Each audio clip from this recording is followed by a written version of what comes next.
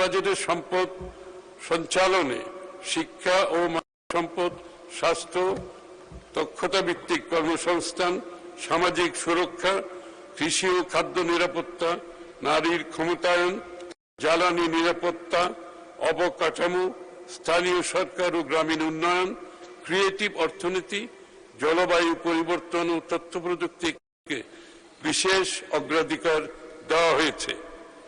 শিক্ষা ও মানব সম্পদ উন্নয়ন, ফ্যাসিবাদের দীর্ঘ সময়ে ভেঙে পড়া কাঠামোর সবচেয়ে সংকটাপন্ন খাতগুলোর একটি ছিল শিক্ষা।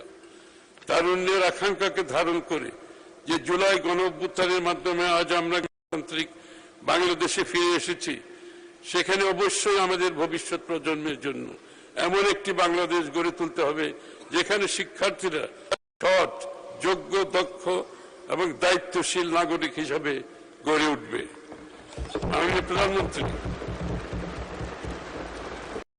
মাননীয় প্রধানমন্ত্রী তারেক রহমান শিক্ষা কারিকুলামকে রূপান্তরের উদ্যোগ গ্রহণ করেছেন, যাতে শিক্ষার্থীদের মধ্যে নৈতিক মূল্যবোধ, সামাজিক দায়িত্ববোধ, নেতৃত্বের গুণাবলী এবং মানবিক চরিত্রের বিকাশ ঘটে।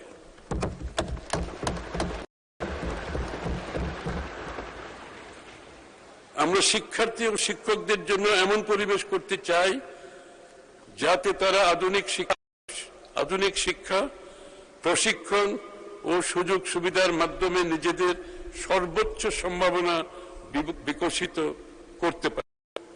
আমরা শিক্ষা খাতে সরকারি বিনিয়োগ পর্যায়ক্রমে ও ধারাবাহিকভাবে বৃদ্ধি করে জিডিপির 5% উন্নীত করার নির্ধারণ করেছি। আমরা শিক্ষা কারিকুলামে কারিগরি ও বৃত্তিমূলক শিক্ষা, তৃতীয় ভাষা শিক্ষা, ক্রীড়া ও সংস্কৃতির বিকাশ, প্রযুক্তি নির্ভর শিক্ষা এবং লার্নিং উইথ হ্যাপিনেস বা আনন্দময় শিক্ষাকে বিশেষ গুরুত্ব দিতে চাই।